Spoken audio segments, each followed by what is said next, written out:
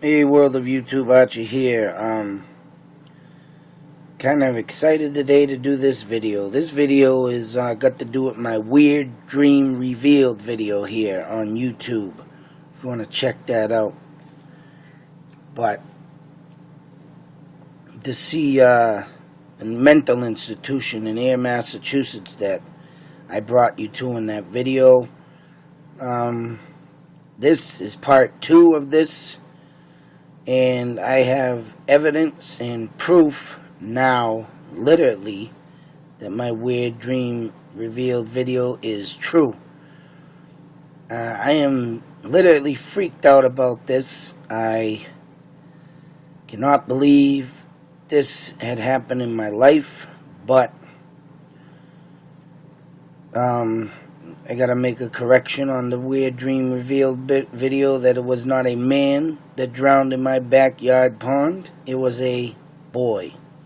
And due to he being so young and the person that had told me that he was a boy, I do not think I will find information on him. You know how the consent thing is with kids. You cannot reveal it without permission, and I don't think that they gave permission back in 1977.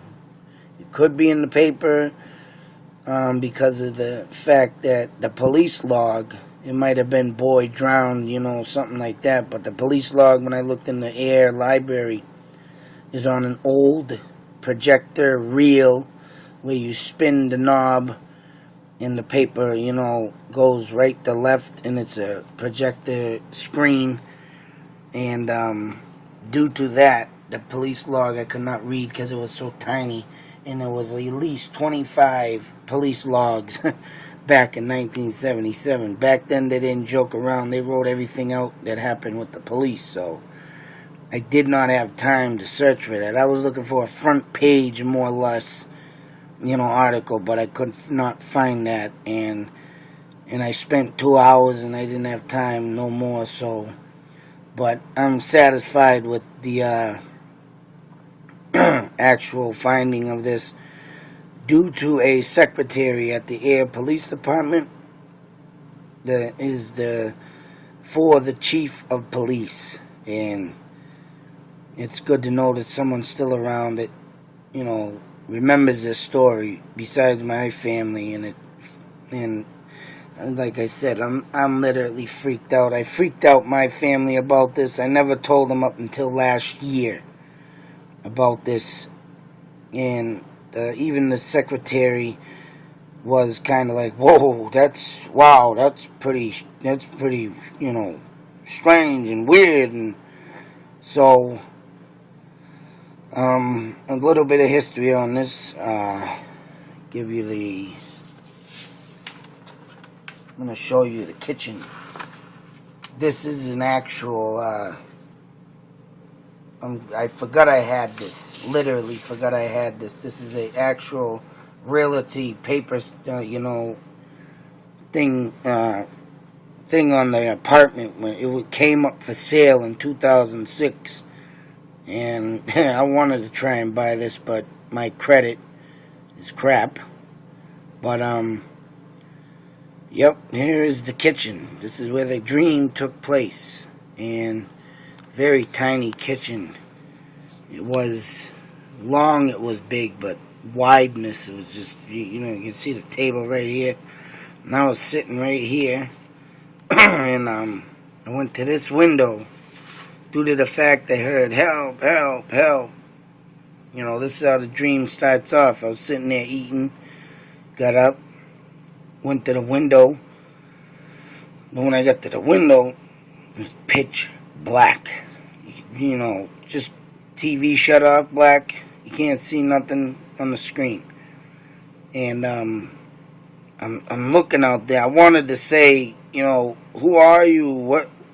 I wanted to run to a phone, but it was like it kind of happened quick, but it didn't. But it happened so long that I woke right up like, whoa, whoa, you know, knowing that I couldn't help him because it's a dream, right?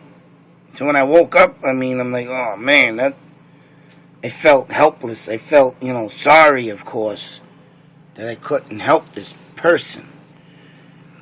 And, come to find out, back in 1977, a boy in a mental institution up on the hill and about an 8-minute drive from his house escaped.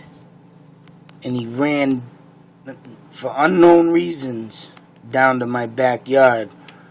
Like I said, the age of him, I probably won't ever get to know. I am one day going to try and get back in that, in that newspaper to read all the, the police logs maybe, but it's skeptical how I'm going to do it, but short of time. But for unknown reasons, he escaped, got down to my back pond. He, being a mentally challenged person, maybe he thought he was going to take a swim, and realize, oh, no, I can't swim. I mean, my parents that day, and the only thing I can come up with is that if I did see this, I was only 4 years old, is that people should know that when you're 4, and like, you don't see nothing but black. When you're from a baby, of course, all the way up to the age of 4.5, you don't see nothing but blackness. It's just, where you are, your surroundings. It's fucking weird and freaky. And then your eyes open up when you turn like 5 years old, and that's what it was. It was just black. And I could have been looking out that window or over here. This is the dining room. I could have looked out this window.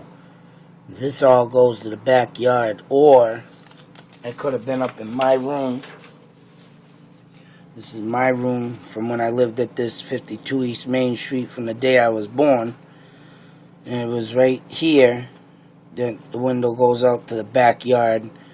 There's 3 possible windows that I could have been looking out of. And saw it, but did not remember it. Now, up in 1982, my parents split up.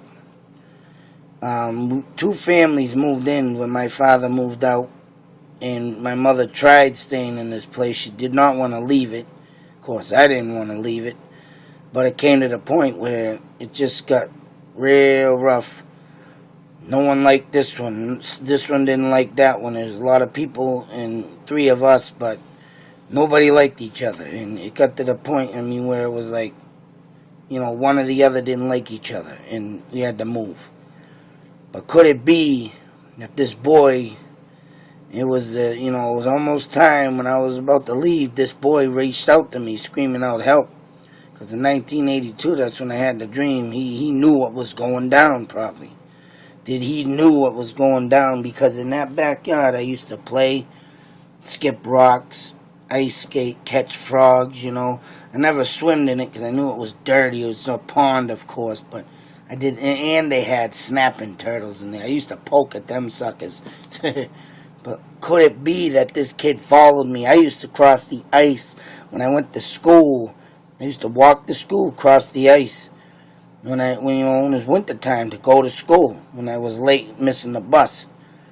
So I was a very, on the go kid. I'm surprised I never got kidnapped because of the way I wandered. I've been wandering since I was 3 years old, 2 maybe, and 2 to 3, my mother said, wandering off to people's houses, eating cookies and milk. But just could it be that this kid reached out to me before I left this house?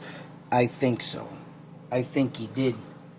And actually, when I was 6 or 7, right here in this exact spot, this is the attic. It was unfinished at the time. All you could see was the wooden beams on the ceiling up here. There was no insulation, they did this house over nice. But then right there, in this exact spot, me and my aunt played a Ouija board.